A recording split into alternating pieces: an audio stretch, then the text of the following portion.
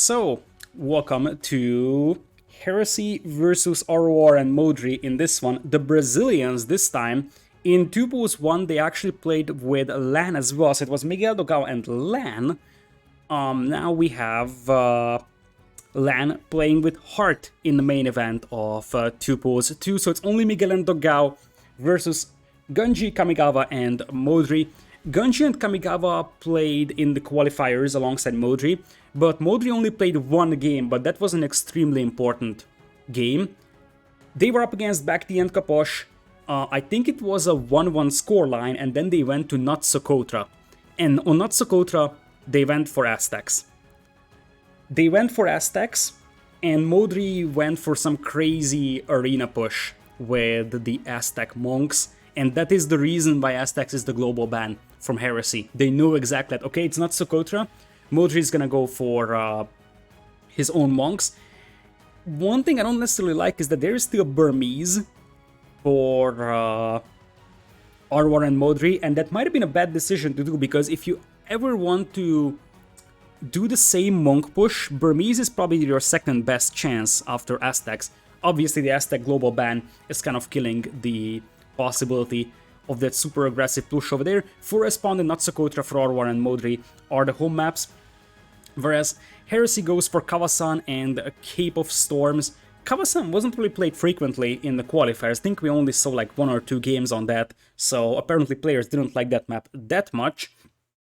And Cape of Storms, one of the player favorites of the entire tournament, is something that has been played so frequently.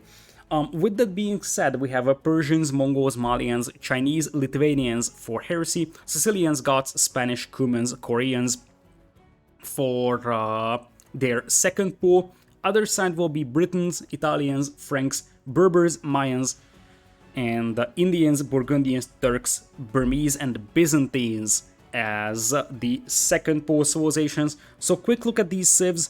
Byzantines could be a very good one, I believe, for Kawasan. Is there a Japanese? There is no Japanese, which is a little bit surprising because Japanese is an extremely strong civilization on Cape of Storms.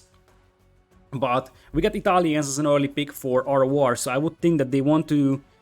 Honestly, Italians could be a safe pick for Kawasan, Cape of Storms, but I think the best place to use them is Forest Pond. Italians can be very devastating on Forest Pond.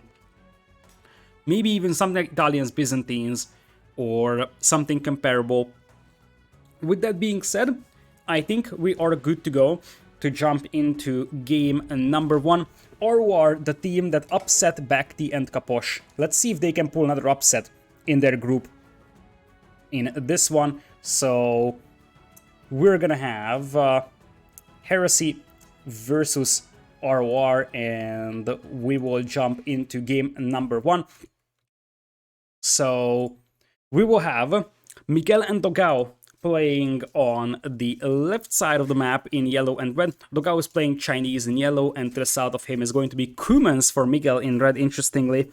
Now, I feel like Cumans is a good cavalry civ overall, but for 2v2, it's probably the weakest part of its game. 2v2 open map for Cumans is just not great, because they can't really go for a very heavy double TC boom, because they will fall behind in scout numbers, and that could leave the other player exposed. On the other hand, it is still a fairly decent cavalry civilization to think about. You also have stronger palisade walls, which helps quite a lot when it comes to just walling off your base and helping your teammate with that. On the other side, we got Dogao with Chinese. One of the reasons why I believe Chinese is one of the best civs to draft early in 2 pools is because Chinese actually are capable of playing a very strong cavalry play, but they're also very good in archer civ. So such a versatility is very rare in Age of Empires for civilizations, and in a tournament where you have to be able to react to the civs that you are given, versatile civs like this can be extremely helpful. With that being said, right side is going to be Burgundians for Kamigawa in green, a fast cavalier play, followed up with an early Paladin potentially could be fairly devastating. Down south of him is going to be Mayans for Gunji. So it looks like we will have very, very good overall civilizations for these players. You couldn't really tell that this is two pools just from these civilizations. So Cumans, Chinese versus Burgundians and Mayans.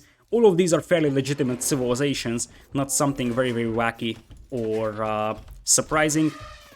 Boar comes in here for Kamigawa, having a little bit of a tough time finishing that elephant off. I just want to double check if he didn't lose a villager, because for a moment I got scared that he will, but it looks like he is all good. Kamigawa's base has a quite front-ish gold, but overall it's fairly well volable and defendable. Genji already walled in the front of his base. His gold mine isn't great, but the left side wood line actually is helping his base become very, very defendable. This is definitely on the more closed Arabia versions. So in comparison to, let's say, Hidden Cup Arabia or Red Bull Arabia, these maps are actually a lot more vulnerable. That is actually very far away board for Miguel. I'm just noticing that. He has to walk so much for that board. With that being said, we are gonna have the first board already in for Miguel. Other board just now coming in with a very, very well volable base. Easy wall off here, easy wall off here, and F. If I are yapping. Are we dropping frames? Let me check. We apparently are not dropping anything, so if it's F, it could be on Twitch's side. Luckily it's still Dark Age, so... Okay, we are not F. Okay, good. Good. I got scared for a moment. Thanks for the info, everybody. It's fine. Alright. So, final player, Dogao, is gonna be on the north. He is playing yellow with a fairly open right side. Not really the worst map I've ever seen, but it's not really great either. With that being said, we will have a very fast feudal over here from Miguel going for Loom. That is a 20 pop feudal over there. It looks like the other cavalry player, our green guy, is not gonna go for a 20 pop feudal. This is gonna be a 21 pop standard scouts build. But with Burgundians, you can really make a case for 21 pop.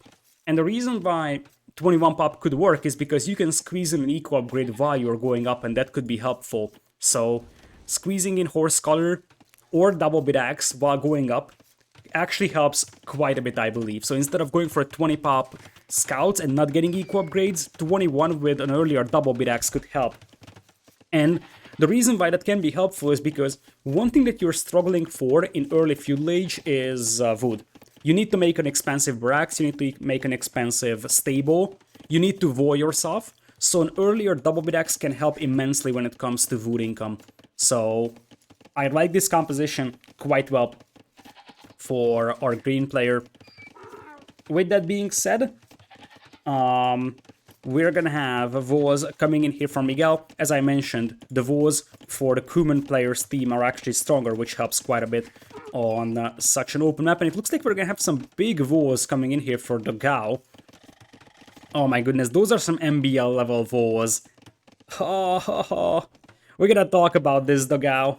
We gotta talk about this, because this is something I massively dislike.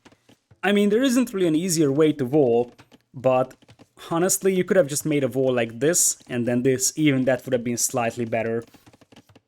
With that, it looks like there is an opening. Miguel's actually pinging that to his teammate. We'll probably have the double ranges coming in here for Gunji.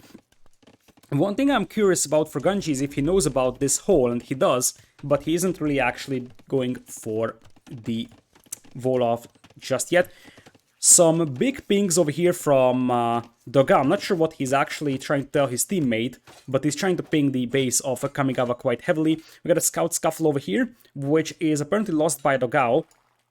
So he's gonna have to run for his life over here. Scout from Miguel coming in though, and oh, the coordination of the Brazilians is just so good in this one. With that, Spearman comes in now for Kamigawa. Miguel draws away his scout for now. Another scout comes in for Kamigawa. He's walled to the left side. Right side is still wide open, so he's got to be careful. For now, it looks like Dogao is going for straight archers in this one, just dropping the ranges. and we will have straight archers as well for Ganji. For now, Miguel actually is fairly competitive in the scout scuffle, trades off one scout over here, yoinks another one as well. It's 4 scouts right now against just 1, so remember that Kamigawa was later to Feudal Age, which means that he could start producing scouts later as well. But still, it's gonna be one stable where the production, and eventually Kamigawa should have no trouble finishing off those wars. He's gonna have to do quite a lot of walling though to make it happen. For now, he's got a spearman helping out. Scouts will try running past here, but there is 1 low HP scout and 4 more coming versus 3 and the spearman. This shouldn't really be able to do much damage here, unless Miguel runs into that spearman, which doesn't happen. For now, wars are slowly going up for Kamigawa and he should be good to go. Archers from Ganji coming in to help out. But one thing that we have to consider is where is Dogao's archers at, and the answer is that he's playing super greedy here. He has 6 archers, and he's hitting the other side of the base, but he only has 2 archers back at home, not even making more for now, so he's gonna go for a more eco-heavy approach. And now this could be troublesome for Kamigawa. They have to open up the gates for those archers to break in. You can try market walling this, but because of the hills, this could be problematic. Here's the market wall. Nice move over there from Kamigawa, and about 250 HP is satisfactory. Although there is some scouts, so you might go up to 400, but probably not above 400. Still, at this point, Kamigawa and Ganji are safe, and let's talk about this for a moment, while we have no engagements. Ganji and Kamigawa are definitely weaker individually than Miguel+Dogao, but both teams have extremely good team chemistry. These players have been playing with each other for a long time. And also, Ganji and Kamigawa have quite a lot of team game experience. It's mostly 3v3s, 4v4s, but it doesn't change the fact that they still have a very good team chemistry and experience in 2v2s. So with that, now it looks like the scouts will jump on this army, and the reinforcements will now come in for Dogao. It is no upgrades on either of these scouts, 8 archers versus 7 only, 6 scouts versus, I think 6 scouts as well over here. So, with that, we're gonna have a bit of a fight over here, +1/+1 in for Dogao, only +1 defense coming in from Ganji. And that's basically all for him. He's got a lot of Voyagers queued up over here, so if he cancelled 2 of these Veils, he would actually be able to go for defense upgrade, and he needs that because he's up against defense upgrade himself. Looking at the Castle Age resources though, Miguel is actually very close to going up to Castle. Dogao is getting closer, so I would say Dogao and Ganji will have pretty similar Castle Age times. One thing I don't like is Kamigawa's gold count, because that's going to delay his Castle Age time quite badly. With that being said, second TC coming in for Miguel already. He's going up to Castle Age, and remember, he's Kumans. He couldn't go for the second TC in Feudal Age, because then you can't really make a lot of scouts. So what he's doing is that he's dropping the second TC while going up to Castle Age. Obviously, his eco isn't going to be that much stronger in that case, but it still gives him a nice little edge over there. With that being said, Castle Age is coming in as well for Kamigawa, and Castle Age will be there a little bit faster for Dogao. Ganji's food count isn't looking really amazing, but he has quite a lot of Voyagers in queue, I believe, so that could explain things a little bit. With that being said, we're gonna have Scale Barding just now coming in for Kamigawa, Scale Barding Bloodlines on the way for Miguel, and that is the bigger problem for Burgundians here. He deletes the barracks to run back into his base. That Burgundians don't get Bloodlines, which means that their late feudal, early castle is quite bad overall. Until they don't get Cavalry here, they're actually...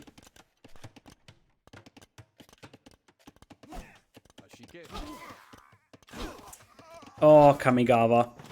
He's lucky he had his army over here, let's be certain about that. He's very lucky he had his army over there, because I'm not going to blame him. This is a very hard hole to spot. I had no idea if there was a hole there, but still, He's lucky that his teammate was also here helping out, because that could have been a disaster. Still no armor upgrades, by the way, for Ganji.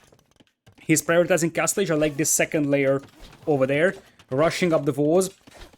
But that defense upgrade has to come in soon for Ganji, because otherwise he's going to be in trouble. It's going to be a triple range play from him. It's only double range now. It's triple range actually for Dogao as well. Archer numbers 22 versus 25. Kamigawa in a Castle Age going for chain barding, and it's going to be double stable knights for now. One of the problems that you're facing here is that you will need to spend some of your time on your stables at getting the Cavalier upgrade. And while you're doing that, your opponent can just make knights. So early Castle Age you might be overrun by knights fairly easily. Double TC's already up for Miguel. 83 to 81 villagers. It looks like the knights might actually go and hit Ganji, who might have a hole here between the barracks and the range. I am not so sure. Indeed, there was probably a hole. For now, defense upgrade crossbow coming in, but crossbow is already in for Dogao, and that means that they could be hitting this gold mine with the crossbows from the outside even. So this Castle Age could be very problematic for Ganji, because his teammate could suffer from that quite badly. Indeed, there was a hole, but Ganji was this one in time. The knights actually tried to hit him. Cavalier on the way though for our green player. With that, crossbow will be coming in a moment for Ganji as well, Botkin as well, Boso on the way. Still no Castle Age eco upgrades for Kamigawa. So that could be troublesome. What's even more troublesome is that those gold miners will now be in trouble. Kamigawa is going to go for another TC on the gold mine at the back, but that still means that he's off from gold right now. Here's a market. So technically he can sell, maybe even sell his 100 stones so he can keep making knights. If he stops making knights, he's gonna be in trouble because he will be overrun. So you could make a case for selling that stone to keep making knights and then buying it back later when you need. With that, that's gonna be 3 TCs now for Miguel, 2 TCs for Dogao already. We have fast ballistics instead for Ganji, so he's going for a more aggressive play here.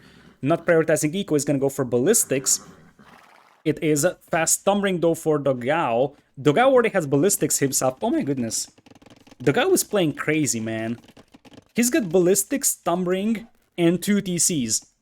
He is just super duper sharp overall. With that, +2 defense will be in for Ganji. That's not something that Dogao has, I believe. But Ganji doesn't have a tumbling, and I would think that tumbling is a little bit more important in such a situation than +2 defense is. Those knights from Miguel have no attack upgrades, whereas these Cavalier also have no attack upgrades, but they have 2 extra attack compared to knights. So tumbling just now coming in, and this could be a winnable fight for Ganji and Kamigawa. If they have +2 defense and tumbling, and you also have Cavaliers that, as I said, have +2 attack compared to knights, that's all the difference between them, that could be a good one for Ganji and Kamigawa. Obviously their ecos will be much weaker, so you see that they're behind by almost 20 villagers now. But tumbling is in for those crossbows. Nice hill defense here for Dogao, and look at that army, it's 40 crossbows against 40 as well. Kamigawa's Cavalier numbers aren't impressive, probably because he had some trouble with accessing gold, because his gold mine got pushed. He's 2 TCs only, that's the other problem. So he's 47 villagers compared to 61. And really, I feel like this fight over here could decide the outcome of the game. The problem is that Ganji and Kamigawa have to push this, because they probably know they're behind in eco. Ganji knows very well he's 1 TC, Kamigawa also knows he's 2 TCs, and you see the ping over here, they're going to hit this wood line over here. This could be dangerous for Miguel and Dogao, as we will have a 3rd stable coming in for Miguel, but this could also mean that this army will head right towards Kamigawa's base, and Kamigawa could be in trouble. So it's about who hits the opponent first. It looks like Dogao and Miguel will go defensive and just chase this army. First Cavaliers now appear in the base of Miguel. Miguel doesn't really have a huge army here. So Miguel has about 18 villagers lead compared to his cavalry counterpart. Nice move over there from Ganji, picks up 3 villagers. So that is an 18 villagers lead for Miguel, but he can't afford to lose like 20 villas. However, those crossbows are heavily mispositioned, and you don't want to take an open field engagement against knights like that. You're focusing down the scouts first. Cavalier come back. Once again, it's hill versus hill, but look at this round. It is 22 Knights versus 19 Cavalier, but only 15 of them are on this screen, which means that the numbers advantage are actually better for Miguel+Dogao over here. Both players are just juking and diving with their cavalry for now, but the heal advantage is on the side of Gunji, so is the armor advantage, although now Dogao has the armor as well. This is a slightly better fight for RoR, but I'm not sure how much better this is. So, you see that they have the hill, they have the Cavalier here as well, which is slightly better than Knights, but Cavalier numbers kind of dry out now, and I feel like that's the end of the story here for RoR though. Suddenly they just get absolutely slaughtered. 52 crossbows still on the field against 43, and it's only 7 Cavalier. It's only 7 Cavalier, man, and it looks like without those numbers that might just be over. Because it's 40 Vogers lead for Miguel's team, and if you look at the army numbers, suddenly with all this army going down, Gunji is gonna be down to like 25 crossbows against 55, and look at those resources for Miguel's team. We're gonna have an imp soon for Dogao. Gunji is also trying to imp himself, that's their only hope. He already clicked up to Imperial. Oh, Gunji, no, you never imp on that TC. In the qualifiers, we have seen imps lost on forward TCs. That's not the TC to imp with, my friend. And this could be very troublesome, because if like 30 knights jump on it, that TC is gone. The only hope for Gunji's team right now is an Imperial Age, but, I mean, that's still 230 away. Imperial Age is coming in for Dogao, and he's only 30 seconds behind. I don't think, even if Imp comes in for Gunji, he's behind by 40 crossbows, and it's only a 30 seconds advantage to Imperial. Boso just now coming in for Dogao, better late than never, as the saying goes. So, with that being said, we're gonna have Kamigawa coming in here with 3 TCs now, but it is a 40 Vogers lead, and more importantly, double the army almost for Miguel's team. They're looking really sharp in this one. Pick off a couple of Vogers over there. Miguel+Dogao are also a very underrated duo, to be honest. So, there's a lot of teams to be hyped for the main event. Miguel+Dogao is one of them, and they are definitely motivated and prepared. For this one, Cavalier will loop around and try to hit this army from the back. The Cavalier have +1 attack right now, +1 as well for Miguel's team. But at this point, if you're Gunji, you don't want to lose your crossbow numbers. So, with that,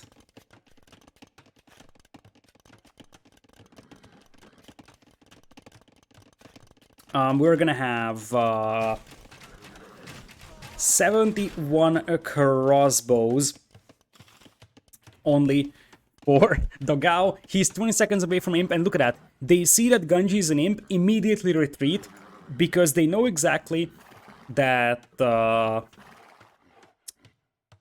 if you just let Dogao get into Imperial, they hold this hill, they will have Arbalest and Bracer in a second as well. You see that there is about a 30 seconds difference with Arb and Bracer, but this army isn't capable of chasing, and it's 75 crossbows, man. You see that the detachment of Arb is already heading towards Kamigawa's base as well, so this gold mine could be picked off as well. I think we're going to see a fight that seems like a game-deciding fight, but reality is that it's not a game-deciding fight. This game has been decided, especially with Imperial Age coming in for Miguel as well. Now it's Arbs, but it's Arbs on the other side as well. So, Ring Archer Armor Chemistry as well. There's a better follow-up for this one, for Dogao. So, with that being said, we're gonna have... look at those eco upgrades for Dogao. He prioritized Imp as well. Didn't want to go for like Heavy Plow, Gold Shaft Mining. He wanted to go Imp first. Cavalier from Kamigawa will head straight towards the base of Miguel. So I wonder if they just try to salvage something out of this one and try to finish off Miguel before he actually is able to go into Imperial. And then try to 1v2 this, but 81 Arbs, and I did mention these Arbs over here. Kamigawa is busy microing his army, and that's going to result in quite a lot of Vogers lost. The cavalry player is still at 87 Vogers compared to the opponent 99, or it's even 112. It's 99 Vogers for the archer player and 72 for the other one. 85 Arbalests on the field and 1 Spearman in the queue for whatever reason. You see the blue pings. For Ganji, I believe what they want to say is that, okay, let's go here and then here and then here. Castle drop coming in here from Dogao on that gold mine though. The Arbs break through, and unless they stop that army somehow, that is the end of the story. I feel like Ganji and Kamigawa are trying, but they're so much on the back foot that it seems like there is just no way back for them. Or at least, unless they do insane damage to one of the Brazilian players, that seems nearly impossible, because now it's gonna be Cavalier with Plate Barding, and yeah, these are also Cavalier, but they don't have Plate Barding, which means they melt to Arbalest. And 250 away from Imperial is Kamigawa, which takes forever, and once again a bad TC for Imping. I am really unsure if this TC stays up. I don't think it's in the range of the castle, but I think this might be one of the first TCs going down in this one. Big fight in the middle. There is no +4 defense for Ganji, there is +4 for Dogao, and I think they're just waiting for Cavalier and Plate Barding for Miguel to hit, and then they will take this fight, especially knowing that the Arbs here are already pushing this side. Stone Miners will be picked off as well, trade being established by the Brazilians. They play a crystal clean game so far, and with Cavalier in, this is the moment where dancing ends, and +4/+4 Cavalier will actually jump on top of those Arbs. They do have the hill, which is a nice little bonus over here, but these Cavalier do not have +4 defense, so they die pretty easily to Arbalests. And also, these Arbalests have +4 defense, these guys do not. So when the Cavalry meat shield is gone, there's just gonna be all these Arbs being overrun. 78 Arbs as well for Ganji. 78 Arbs, but it's 101 for Dogao. Dogao has 100 Arbs on the map, man. And by the way, Kamigawa lost his MTC. Kamigawa lost the MTC, that's where they call the GG. But I wanna head back here for a moment.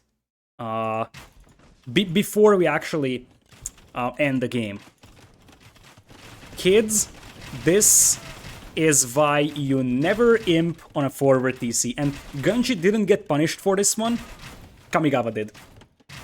So it's hard to choose which TC to imp on, because this might actually be just killed by Cavalry, but with that, TC goes down, and Imperial Age cancelled for Kamigawa. It's not like Imperial Age would have saved anything here, because he was on 1 Cavalier, but still, I feel like that's sort of a fitting end for the set. Miguel+Dogao playing with surgical precision in this one.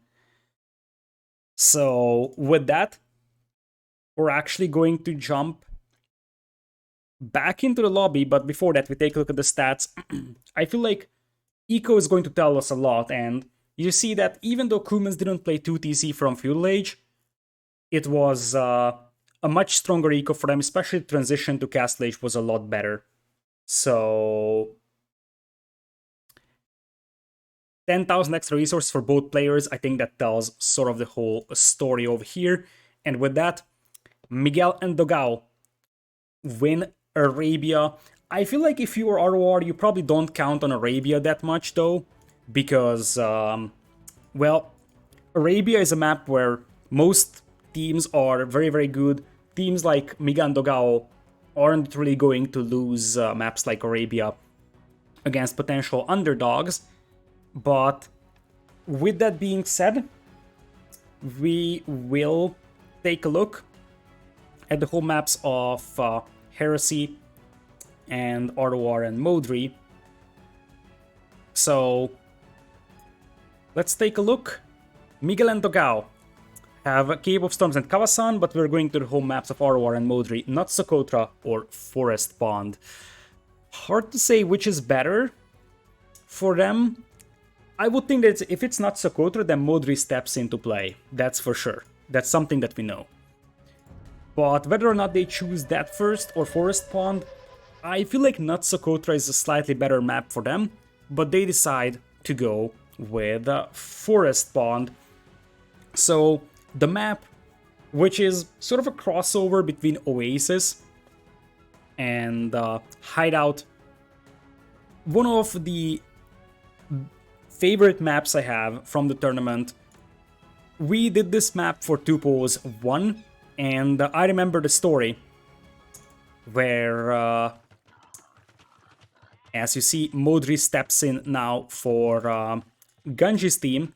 So I remember that at first Krasini said it's not possible to make a map like this, basically take Hideout and put a pond in the middle, but then he was able to do it and it became a 2-pose map. So welcome to Forest Pond. We're going to have Byzantines for Modri in blue, Ganji playing Italians in green, so 2 water-heavy civilizations, but considering that this map doesn't really need mobility, Byzantines and Italians are a great combo.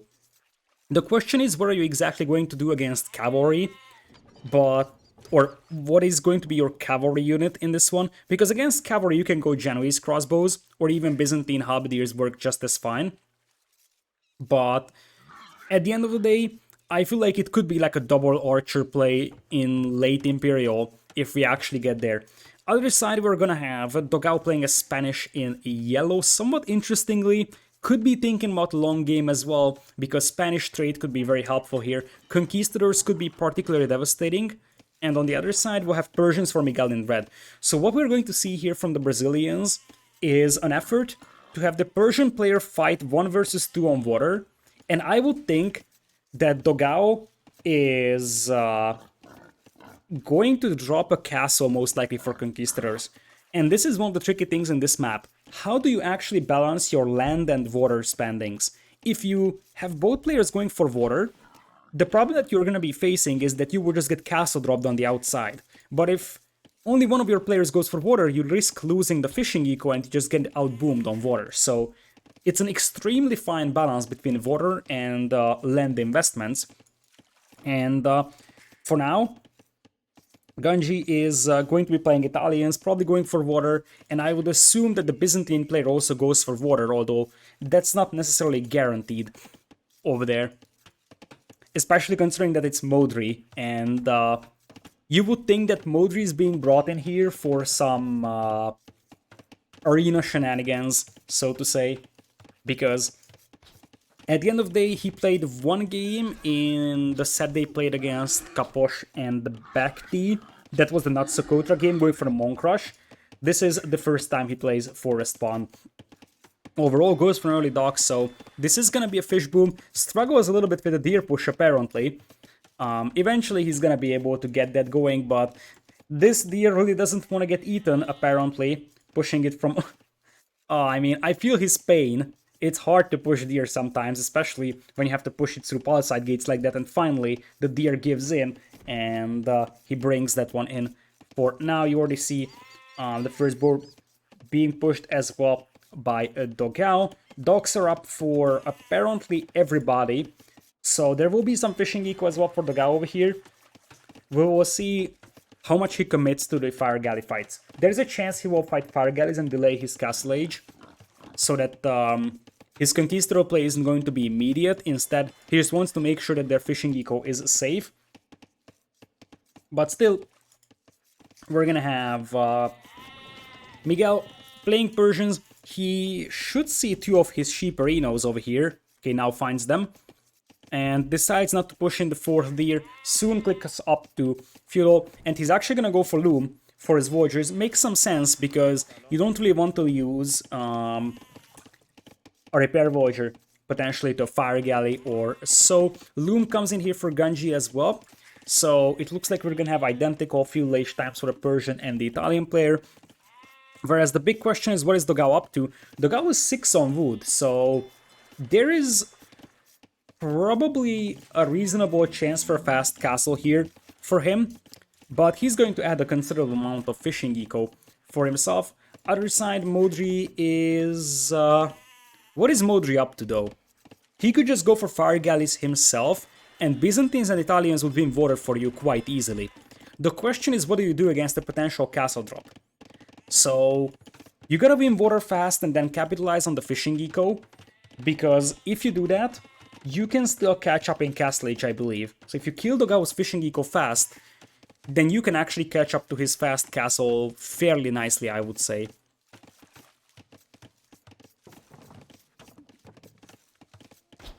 So, with that being said, a second dock is now coming in for Miguel. One thing to consider is that there is one palisade wall that actually protects you from this little one-tile passage, but technically, if that palisade wall weren't there, villagers could actually walk into your base from the opponent very, very early. So having a dock up here actually helps block that, but more importantly, a dock here is probably the best place where you can place it, because this close to the middle of the map helps reinforcing fire galley fights, and it also helps collecting the deep fish in the middle, so that's why you see Modri is also dropping the dock over there. And we'll have 3 docks for Genji, all of them in this little bay for himself for now, and it looks like we're just gonna have a big old water push for our cold color team. Triple docks from our Italian player and double dock Byzantine fire galleys from Modri. They want to win water fast, but as I said, I feel like if you do this, then Dogao is just going to drop a castle on your face. So you gotta be prepared for this one if you're Modri. One of the things that you can do is potentially start walling off just like he's doing with houses, markets, whatsoever, because you gotta be prepared to being castle dropped. The thing is that he doesn't really have a good defensive stone, which hurts quite badly, but his gold is alright. And I feel like at this stage, the first thing that you gotta do is hit the fast castling player's fishing eco, because you wanna kill that as soon as possible, because the lower amount of food he has, the more chance you have to catch up with your fishing eco and not fall that much behind in castlage timing, and you see they're actually gonna go double Dogao over here. Byzantine fire galleys just now moving in. Dogao also got loom for himself, but that's not really a big deal. Currently, the fishing ships will eventually go down over here. Like the move from Dogao to drag away one fire galley with the one fishing ship, but that's not going to happen either. So, fishing eco from Dogao is gone, and now, as I said, there is basically 4 or 5 fishing ships advantage for Modri over here, which means that he's gonna have an easier time catching up to castlage. That being said, faster working Persian docks make life pretty hard for the Italian player over here, and Genji is getting pushed back on water by Miguel. Demo connects to just a single fire galley, but it is 5 fire galleys versus 3 only over here, and Modri is not helping. Modri has to send his fire galleys to his teammate, who is having a tough time over here. Nice demo over there. No repair voyager just yet from Genji, so he's gonna have to repair these ships over here. For now, he's alive, and now Modri starts moving out. Castle Age on the way for Dogao, but you see Modri is not super duper far away either. Fire Galley will try to take that demo down for now, and this should be enough for Genji and Modri to win water in this one. It's definitely unconventional to see Modri playing water, by the way. I'm just noticing that. When was the last time anyone saw Modri play water? Demos will actually have a nice connection over here, somewhat underwhelming one from Modri over there. Miguel has quite a lot of ships being repaired over here, so he's trying to keep all of them alive. Castle Age will come in from Modri just now, so he's gonna be like 2 minutes behind or so. But there is no fishing eco from Miguel anymore. And with that, Genji is still far from Castle Age, very, very far from Castle Age in this one, to be honest. So at this point, it's 6 fire galleys and 1 demo versus 5 fire galleys, 2 demos. Modri apparently stopped making ships, and he's not even adding more for the time being. Here is the castle drop coming in here from Dogao, as expected, I would say. And honestly, Modri could defend with monks. That could be very, very possible from him. Demos coming in once again from Miguel. Genji isn't that much of a water player himself, so you see that his demos aren't necessarily efficient. Some of them are quite inefficient as well for Miguel, and there is the yellow ping from Dogao telling his teammate, look, I have a castle on the face of my opponent. This is not something that Modri sees, but I think Modri is experienced enough to know that it is coming his way. His Voyager here will eventually get picked off and he spots the castle. So it's probably going to be Monk defense from Modri. That's his best bet for now. Dogao is going to lose his dock here, which is a nice added effect, I would say. As we will have Genji slowly pushing Miguel back. Miguel still 7 fire galleys though. So there is a need for a good demo shot from Genji, but oh, that's so unfortunate. There was a chance for an enormous demo shot over there on like 3 fire galleys, but that didn't connect at all. Some more demos are coming in, and it looks like we'll have a couple of fire galleys assisting here as well for Modri. Somewhat inefficient demo as well for Miguel. With that being said, Conquistadors are in, contingency walls coming in for Modri, and one thing is sure, Modri is actually very, very good at defending against such unique unit pushes. On Arena, he has done this so many times. It's fairly common that he needs to defend against like a Rambai or so his Monk micro is actually fairly decent. It looks like fire gun numbers are getting better and better for Miguel, but if Modri wasn't pushed on land, he would be able to go for just fire ship and finish off the fleet of the opponent that way, but that's not going to happen. He's gonna have to go for early redemption against the Mangonels. So it is a triple monastery, and it looks like indeed Dogao is just going to switch focus towards Ganji, who is still feudal age. They know exactly that Modri can defend against this one with monks, so your best bet is to just move towards Ganji. And to be honest, Modri is gonna have a tough time tracking that down. Ganji already having a hard time on water. And indeed, Miguel has been playing this one really well. He's got the Persian dogs working fast for him, but he has done an excellent job keeping his fire galleys alive. So you see that he constantly had repairs on there. Miguel's KD right now is 22 to 14, which is very nice overall for such a water engagement. Ganji getting close to clicking up to Castle Age himself. We're gonna have a couple of fire galleys on the way for Modri. And let's see what Ganji can do to defend against this one.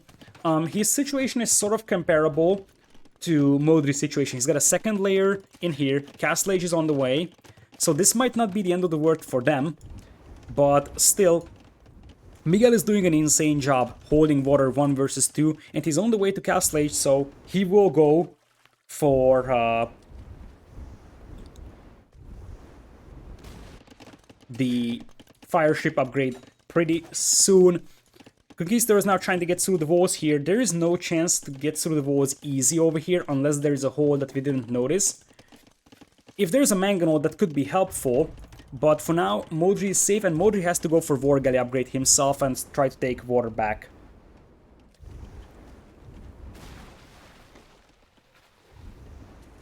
So, with that being said, we are gonna have the demo coming in for Ganji. He's trying to save it from that fire galley because he wants to connect with multiple fire ships. Still, there is no war galley from either side, and the biggest problem, as I said, that RoR is facing is that their opponent will soon have the War Galley upgrade in. Contingency walls once again coming in here for Ganji. There is a single tile that is missing, and that needs to be a stone wall. Otherwise, they would just get through this one very easily. Modri is on 2 TCs sending monks to help his teammate as much as possible. In fact, he gets a couple of conversions in. So RoR is not dead yet, but I feel like War Galley here for Ganji may not be enough. War Galley is coming in for our Persian player as well for dock number 4.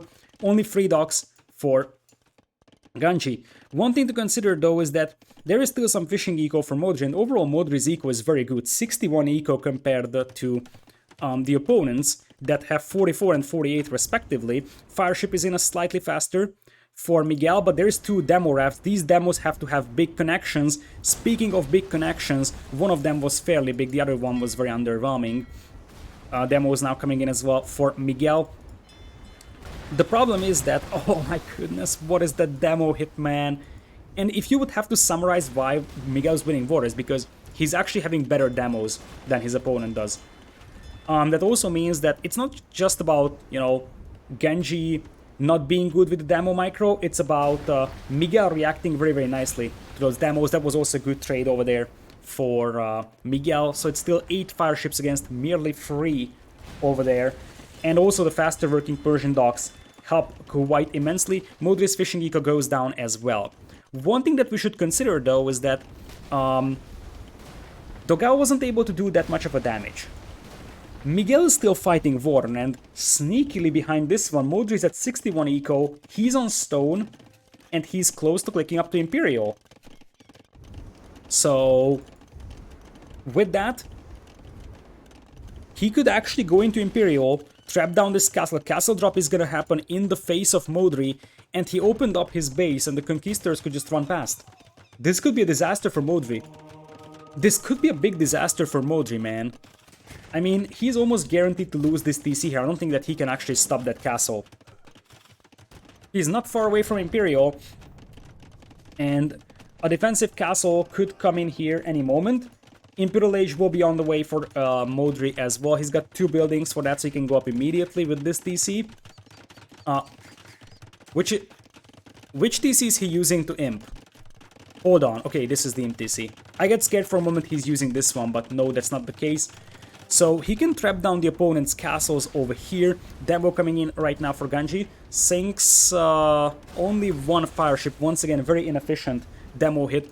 Miguel, by the way, is on 3 TCs with Persians booming, and he's also adding some fishing ships now. So he still has a very, very good eco, 66 eco, now surpassing Modri. Another inefficient demo from Ganji. And I'm somewhat surprised that RoR chose this home map for themselves, because neither Ganji nor Modri are water players. Especially against Miguel+Dogao, because Miguel+Dogao are both very, very good water players. How do Persian Knights do against Genoese crossbows? Awful. Any kind of cavalry dies to Genoese crossbows very easily. So even Persian cavalry is just super dead against it. That being said, unless Modri is able to carry this one really hard, this is going to be troublesome. It looks like we're going to have a hub and siege push here from Modri, channeling the clown strats over there.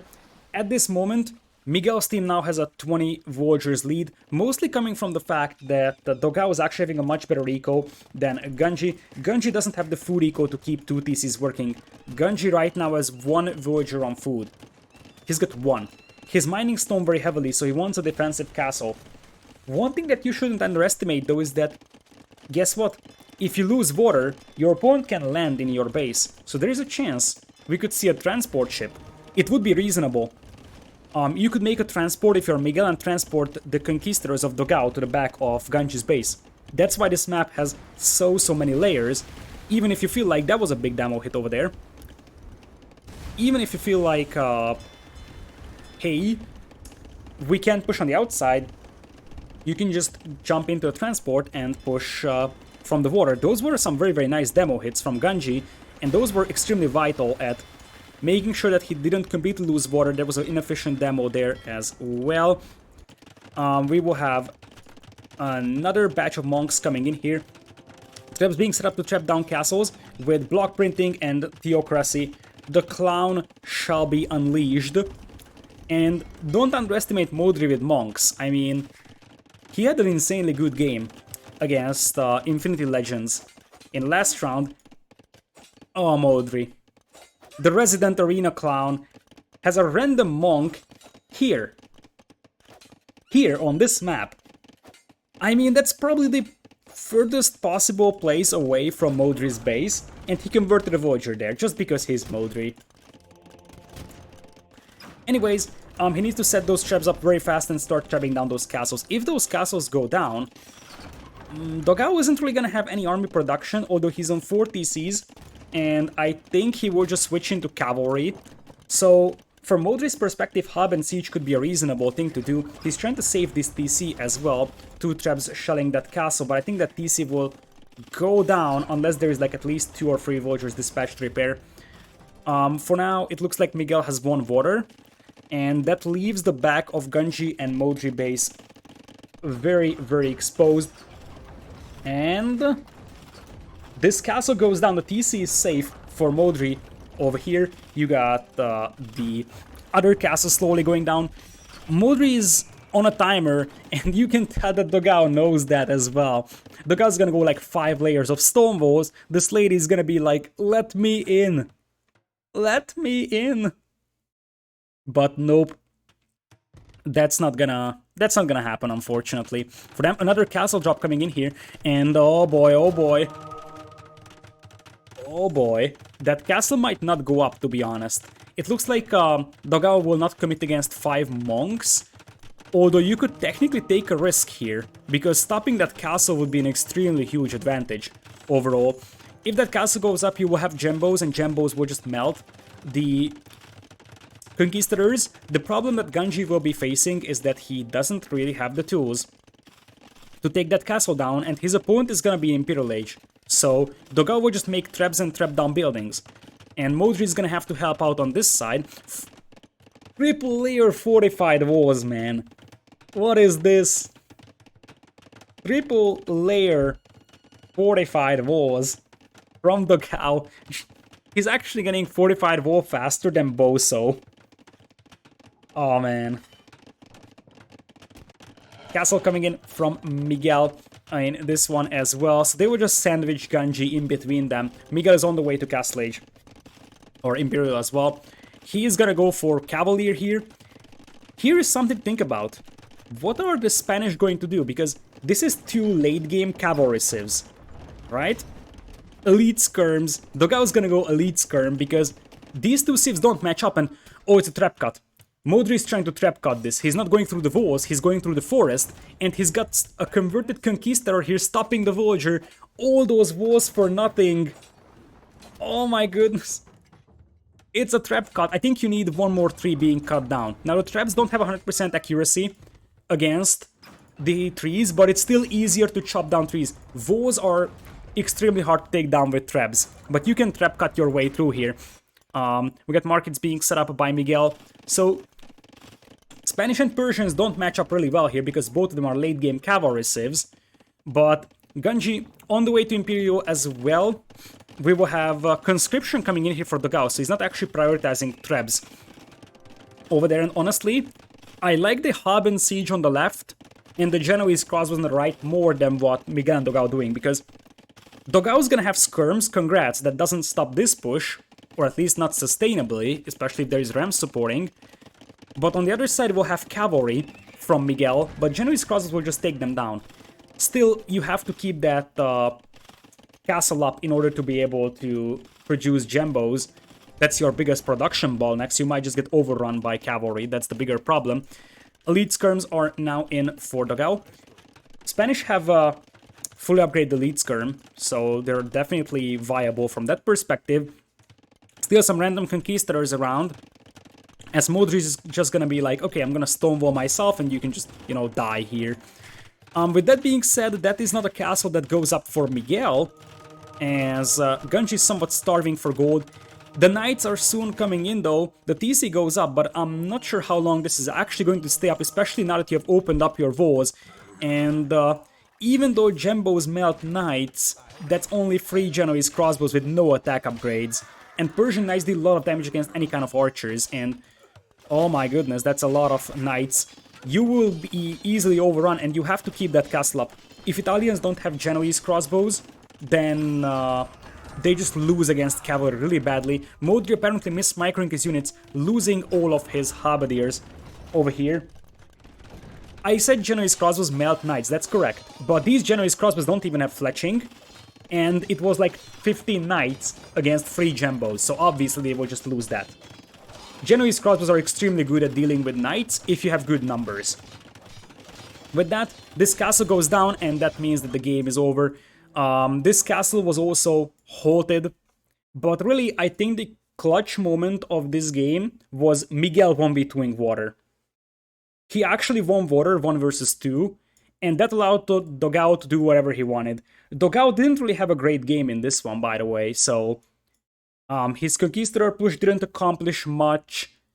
Really, it was Miguel winning water 1 versus 2 that were the deciding factor in this one.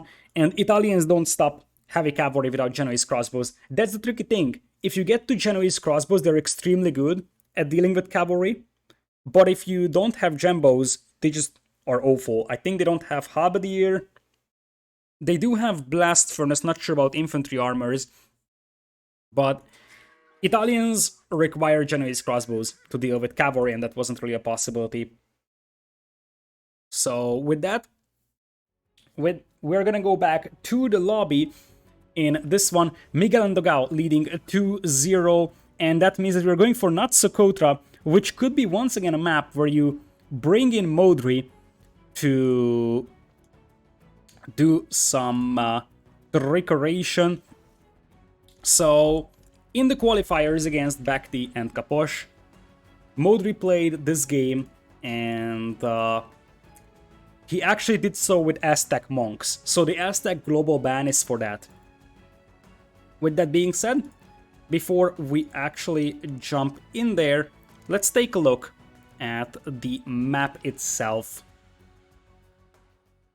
Things are anything but normal. The map forces quick aggressive strategies that turn the match into a glorious mess.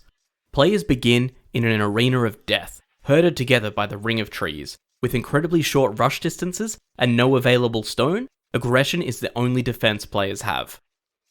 Players start with access to herdables and plenty of hunt. Gold is in abundance, however the map is barren of all stone. Wolves are scattered across the map as normal, and relics are found towards the edges of the arena.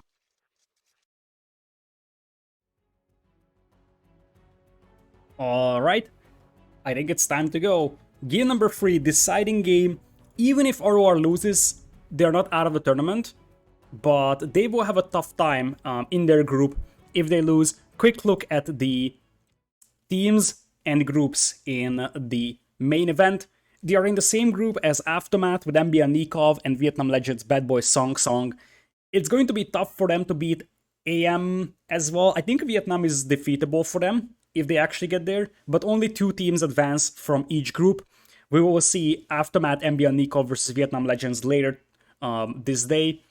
So if RoR loses this set, they will definitely be on the back foot trying to get into the single elimination stage.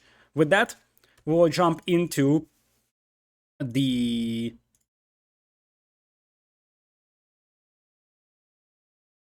next game over here. We're going to not Socotra, a map from Battle of Africa 2. That was the first time where I saw this map. It might have been played in BOA 1 as well, but I haven't seen that tournament. But Battle of Africa 2 yielded some insanely interesting team games on it. You see, we'll have Ganji on the left side in green as Britons, and we will have Modri as Burmese in blue. I talked about this, and I feel like that's the biggest mistake that the Brazilians did with their draft. They did a global ban, as we have Dogao already bringing in the Voyager to lame that boar. You have to shoot the boar. Oh, that's so bad. That shouldn't have happened for Modri, although now the Voyager has to run. This Voyager does have Loom. It's gods for Dogao, de-aggroes the boar. Oh my goodness. That was an intense start, that's for sure.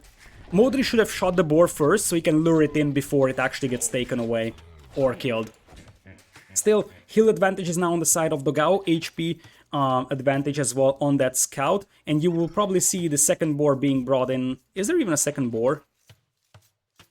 Okay, the second boar is already in for Modri as well. He lured both of them in before they were able to be lamed. So what I wanted to point out is that the Aztecs global ban in this map was because Modri is just extremely good with a fast castle monks play over here. You see that these little patches of trees allow you to actually do some early voling, as Dogao is going for some more laming in this one. So you can voll yourself and you can go for monks. You don't need mobility on this map. So once again, slower moving, strong civilizations can be something to consider. There is no stone on this map, and you only start with 20 stone. So it's usually 1 town center builds, super aggressive, no defensive towers. So monks plays are more than viable. Modri trying to block that Voyager as much as possible, as his Huntables are getting killed here by the Voyager. Luckily, these Huntables will slowly rot only, so it's not like you will actually lose all the food from that, and you can just mill one of these patches, I would say. In fact, if you're Modri, you send out Voyagers to mill over here, so you can take as much of that hunt as possible. With that, being said, we are gonna have, as I said, Modri with Burmese, which is a pool to a civilization, but It is probably the second best save for a Monk Rush on this map after Aztecs. A little bit of a miss micro from Ganji running into the TC fire of Miguel in this one as he was trying to chase down Dogao's low HP scouts. We will have Miguel as Mongols in red for a fast fuel age or potentially even a super fast castle. The thing is, what will Mongols do on this map though? Because they don't have stone, so Mengdai is not even close for them. And buying castles is extremely expensive. Sometimes you see Saracens being used on this map for the sake of being able to buy some stone for additional TCs easier, or maybe even towers, but we're gonna have Gods for Dogao. Obviously, just like Gods are good on Socotra, they're actually pretty decent on not Socotra as well. Vo's coming in for Modri and Ganji as well. You don't have a patch of berries, which means that you have to make a mill somewhere, and that mill right now is just going to be on the Huntables, but they're so close that you see that this mill wouldn't be something that you would normally see on Arabia. Still, this is going to be a good mill for farming later on. Other side, this mill actually is slightly better for Modri because you have more space around it with the farms. So that early laming didn't really work out well for... well, it did work out for Dogao. He lost the Voyager, killed a couple of Huntables, but I don't think that he did as much damage as he wanted to. With that being said, there is the militias coming in here for Dogao, and the Vols aren't finished yet. Miguel will send his scout to try and delay these Vols from coming up. Dogao knows exactly that Vols are being constructed here, and this is the weak spot. This is the weak spot of the base trying to get those Vols up. First militia is in. There's 3 villagers voling, and I like this move from Modri. He's actually voling the further away parts. Krieg gates this in, and that means that Dogao's militias won't do much here. So, with that, Modri has a couple of villagers queued up, you can say. And since there is no stone on this map and he's playing Burmese, this is not gonna be an Arambai push. This is going to be a Monk push from him. Also, Dogao actually lamed away 2 sheep from Modri here, and he has hidden them inside this forest, which makes them nearly impossible to be found because you don't actually explore this part of the map. It's just so many holes in these trees. It's not actually like a single standalone forest. There is just so many holes out there. That also means that you can drop some good lumber camps if you have the place to do them. So, for example, if you can actually fit in a lumber camp here and you can actually pathfind your way in there, that is a very, very good lumber camp position. With that being said, we're gonna have Ganji also going for an FC over here. He's getting drushed, but that shouldn't really be able to accomplish much. And Dogao is also gonna go for a drush FC here. Essentially, it looks like we'll have archers though from Miguel, so that's the plan here for Miguel. Could be dangerous for Ganji, especially considering that Dark Age Pulse side was around 150 HP. So it is fairly easy to get through them with the support of the militias, and Fuel Age is only just now coming in for Ganji, so he's gonna have to make some buildings behind this one. Probably a couple of houses would be best, because Policide votes are so easy to break through. Is it feasible to buy a castle? Not really. In fact, it's like, it's so expensive that I honestly don't think that it's legitimate. Because you will just get overrun by other units. It's going to take, like, what? About 1,000 gold to buy a castle, if not more. And 1,000 gold is an awful lot of resources at any stage of the game. With that, Genji is actually going to go for the house walls, nicely doing so. There is actually a hole here, so he's going to be careful. With that, goes for the barracks just now. He's still alright, although he traps one of his warriors on the outside, but 29 seconds remaining. If he reaches Fuel Age, holding this one is going to be a little bit easier because he's going to get 100 extra HP on those Vos. So, bit of a panic Vos here from him, but the defense so far has been pretty nice.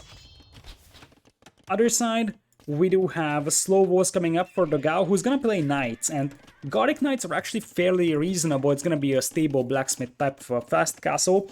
Missing the blacksmith though, or at least I believe he's missing it. And he's not even dropping it. What is Dogao up to? Okay, there is the blacksmith. That's a little bit late to my taste. Nice contingency was once again coming in here from Ganji. Modri using the market a little bit over here. Buying some food, selling some wood. And Modri is still a little bit far away from Castle Age. But he clicks up just now as the first player. In there, soon followed by Dogao. Miguel is gonna go archers, so that means that he's gonna be delayed quite heavily. And this is a chance for Modri and Ganji.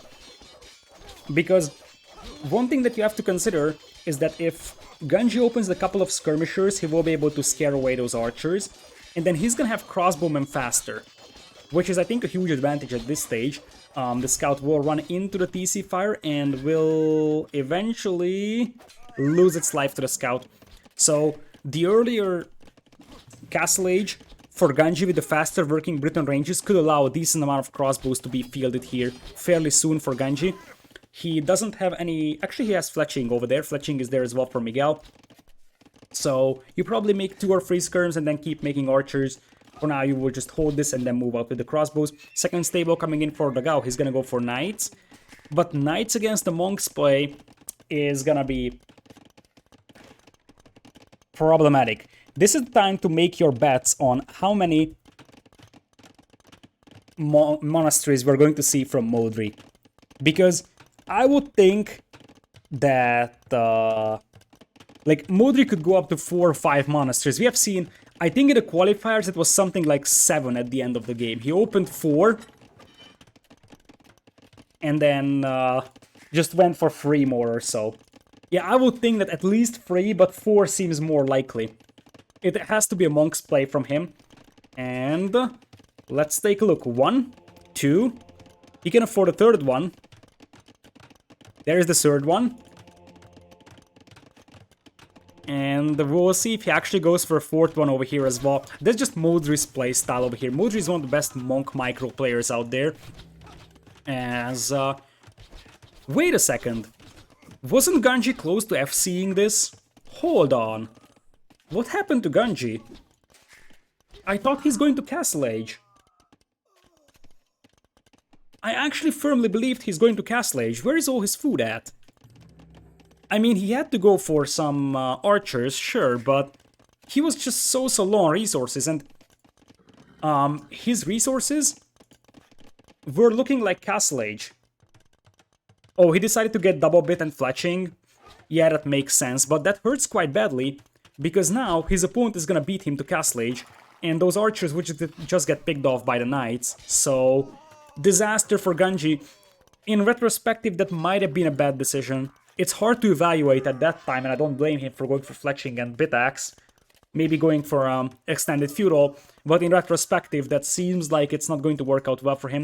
And he has to be careful not to allow knights to run past his base, just about to click up to Castle Age. But the problem here is that Modri is going to be going monks. As you see, 3 monasteries, siege workshop right now, but there's gonna be crossbows here. And as long as there is crossbows, the monks won't work. That's the difference here. If there was crossbows from Ganji, this would be a completely different game. But, like, crossbow knight is something I prefer over monks, unless there is like 2 or 3 mangonels supporting. So, light cav in as well for Dogao against the monks. He knows exactly what to expect. That's just crazy, by the way. They prepared for this one very well. I am fairly certain they checked out what the RoR played against Bhakti and Kaposh, because they were prepared for the monks play over here. The monks do have Fervor, and they also do have Sanctity. Still, Modri is one of the scariest players with monk micro, and there's quite a lot of relics on this map as well to pick up. Here come the monks. All of them get picked off by the crossbows though. Conversion RNG, a disaster for Modri. Oh my goodness. Oh boy. That's a disaster. Modri lost all his monks. And, I mean, on Arena, sometimes converting crossbows is somewhat legitimate. When the opponent has like 5-6 crossbows, converting 3-4 of them is actually viable. But that's quite a lot of light cap. There's a hole. There is a hole over there, and that's gonna be a disaster. Another hole as well. Light Cav just overrunning Modri over here, and he's going to lose Monk after Monk, barely getting any conversions. And oh my goodness. Oh, that's a disaster. Crossbow just now coming in for a Genji, and the Monk's play this time isn't working out. Modri isn't going to give up, that's for sure. He's now 4 monasteries, but Dogao with the light cap, that was a very, very nicely done play. 3-0, I think it's getting closer and closer. It's not over completely, but it's looking really grim right now for RoR. 4 Vogers lead only for Miguel+Dogao. Scorpion coming in might open the gate for the light cav. Yeah, they're opening the gate. Light cav will eventually disengage. Crossbows. For Genji, we'll just try to track down Miguel's crossbows here. Miguel can hide them forever in this forest, by the way. So it makes it very, very hard to clean up. Still, at the end of the day, you have to add the fact that... oh, there's some cavalry over here, something I lost track of, which killed, I think, 1 or 2 Vogers. Still, this should be something that they can clean up. Crossbows coming back here from Miguel. Nicely done defense by Genji. So they're not completely dead. That's something to consider. It's 6 Vogers lead for the Brazilian team, but they will lose their army, and it's gonna be like 23 crossbows against something like 15, 20 or so. Still full light cav play here for Dogao, but in this case, the crossbows of the green player is gonna be pretty strong overall, and you also have to add that even just a couple of spearmen from Burmese can help immensely. Burmese spearmen right now have +2 attack already, because of the Burmese Civ bonus. So that is 29 crossbows against 16. Now they will focus on Genji, but if there was knights, this would be favoring Miguel+Dogao heavily. But with only light cav, you gotta raise the question of what happens if those crossbows just take down those light cav. And honestly, I'm not sure if Redemption is there for Modri, but he's gonna go Redemption. And this would be a way to turn it around. If you go Redemption and convert those stables, suddenly Dogao is gonna be in trouble. And there's a couple of light cav trying to bash their way into Genji's base. Genji's gonna have to go for a couple of stone walls, I believe. So here come the monks, and they will go for the stables. They will go for the stables. Genji needs to make sure he doesn't die to this, and then this could actually work out well. Because indeed, here come the monks to convert the stables. The second monk is just now coming in. Barracks being converted as well alongside the blacksmith. Modri is a very, very dangerous player when it comes to monks. Light cav will now try to launch a counterattack. This will be spotted by Modri, so he knows exactly what to expect. Crossbows will be heading that way as well. One stable gets converted, the other one will be stopped. 4 monks converting the blacksmith. The blacksmith also goes down. But there's only one stable now for Dogao. Light cav will fall on him from the other side, trying to intercept the monks over here as a couple of spearmen pop out to try and help out against the light cav.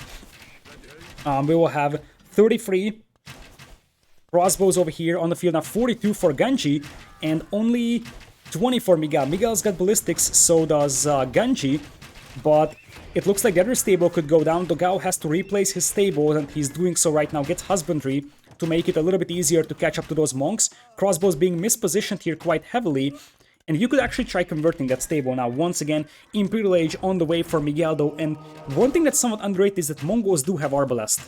So Arbalest here could suddenly become a factor. The question is, are you going to survive until there? Because it is still 2 minutes away, and this push might not last 2 minutes. It's 34 crossbows, there's a couple of monks coming in with mangonel support, and Dogao might be in trouble. And he will survive until Imperial. But what after? He's gonna have Arbs, but his numbers are still not impressive. It's 16 versus 45 crossbows.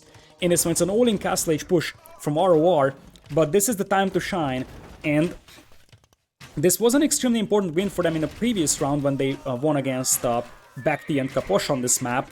Let's see if they can actually salvage something from this series for themselves. Light cav coming in at the back once again to intercept this force. Imperial Age 1 minute away from Miguel.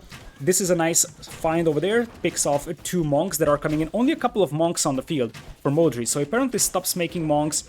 He actually is sending some more reinforcements with monks over there. He's got quite a lot garrisoned inside his monasteries, which obviously doesn't help that much. And keep this in the mind. You have to replace TCs that's super expensive on this map, because you don't have stone. So you see that Dogao actually bought 100 stone for another TC. He has another 100 in the bank, but replacing TCs is extremely hard. Still, Arbalest Embracer will soon come in for Miguel, but he has to be careful not to lose his army, because crossbows are still pushing. It's 50 crossbows against what's going to be 27 Arbs. And remember that those Arbs will still have the same range as Britain crossbows. Arbs will have a range of 8, and these crossbows already have a range of 8 here. So that is something to consider as well. As Dogao is trying to trap this army over here, you take this fight, I think. So the range advantage for Britons helps here a tiny bit, heal as well. Honestly, this is not that bad of a fight for Ganji, especially if he focuses down the Arbs over there. The TC for Dogao is slowly melting, and we are gonna have some more light cav trying to take this fight over here. The cleanup does happen, and it's now 31 crossbows only against 29 Arbs. Still no Imperial from Ganji and Modri. I think the best that Ganji could do is go for defense upgrades on that. The TC will eventually melt, and you still have to be careful, because even though Arbs should be able to pick off Manganos, that's 5 Manganos. That's a nice Mangano hit over there to start the day with. Now it looks like the light cav will jump on the Manganos, and this is the decisive engagement, and I don't think that there is enough beef here for RoR to stop this one. And even though it looked scary for a moment, the Arbalasts will now clean this one up. I have to say that Miguel had to do some tough carrying here in this game, because if it wasn't for his imp, this would have been a GG here from our warm color team.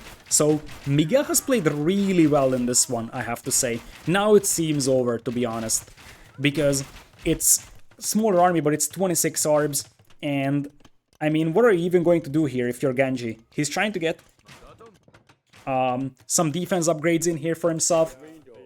Next wave of monks coming in, but I mean, these Arbs are lacking, I think, no upgrade.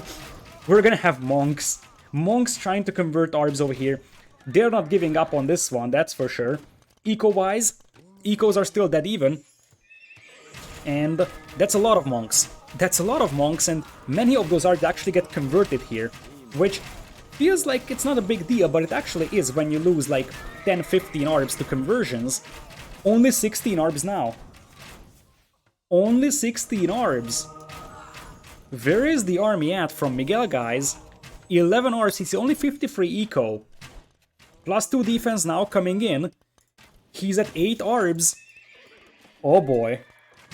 Oh boy. And now it's gonna be more ranges coming in for Miguel. Honestly, you could even make a case for something like Pike and Siege from Modri, and then Skirms from Ganji. 5 Arbs only for Miguel. This is the time to shine and try to push the base of Miguel. Even with the monks, just getting the conversions with redemption. So another Siege Workshop comes in, Light Cav trying to get some villager kills on this gold mine. Monks will be picked off. Imagine if this was Aztecs, by the way. It would be much harder to play this one. Still, there is no siege for RoR, and that delays this push quite heavily, allowing Miguel to get more Arbs on the field. And once again, there is a reasonable amount of Arbs right now. I feel like the biggest problem that Ganji and Modri are missing right now is that they don't have any siege or anything that can really push this one. They need to push this because they're kind of all in Castle Age. Dogao right now is just a punching bag. He just needs to slowly die until his teammate is able to get the Arbs on the field. There is going to be Thumbring as well over there. It looks like Light Cav will actually break into the base of Modri here. He's going to dispatch a couple of knights to clean this one up. For now, crossbows once again taking this hill. They do have a +2 defense versus the Arbs not only having, well, they also have +2. Really, the Britain range advantage helps a lot here. Otherwise, the Arbs would just micro down the crossbows, right? They would just use their 8 range against 7 range crossbows, but the Britain range advantage helps immensely here. And once again, RoR is not done yet. And now they're going for the stables once again, just trying to convert as much as they can from Dogao. I don't like that he's using 5 monks to convert this one, and there is also no crossbows supporting. There should be a couple of crossbows here. Oh my goodness though, the monks! Modri's monks were completely mismicroed here, loses 5 monks. He converts another stable here, but the bigger threat right now is still Miguel. Crossbows try to pick off the light cav right now, as the Arbalests will take the hill, which is a good fight for Miguel. Once again, monks getting absolutely shredded. There is only 2 monks on the field right now for Modri. And there is still some more light cav at the back of his base.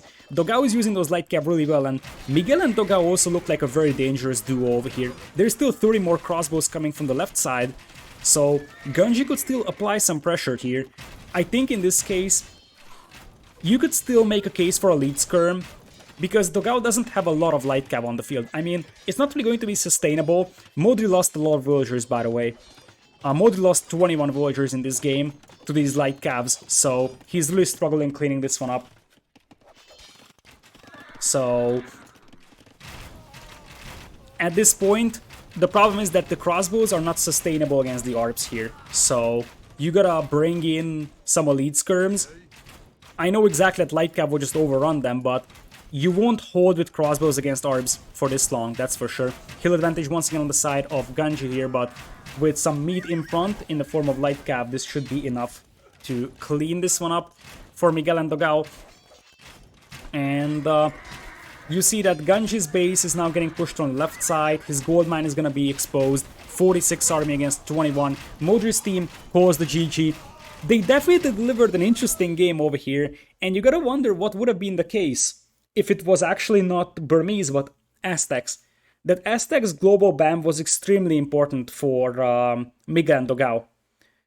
Because the thing is that if it was Aztecs, Modri could have made Eagles. And Eagles, even Castle Age Eagles, would have eaten those Arbs, I believe. So with that being said, it is a 3-0. Miguel's team looking really sharp, and one thing that's super positive for them, I believe, is that it's also Miguel performing well. So Miguel always felt a little rusty in recent tournaments even, but today Miguel delivered very, very well as well. In fact, I would say he borderline outperformed Dogao, because Dogao had some rough moments. Dogao still played really well, but I feel like Miguel was actually playing better than Dogao in this set, which is a very, very positive thing for them. I would say they're in the same group as Vietnam B and Aftermath. They are definitely aiming for at least a second place in the group, but potentially first place.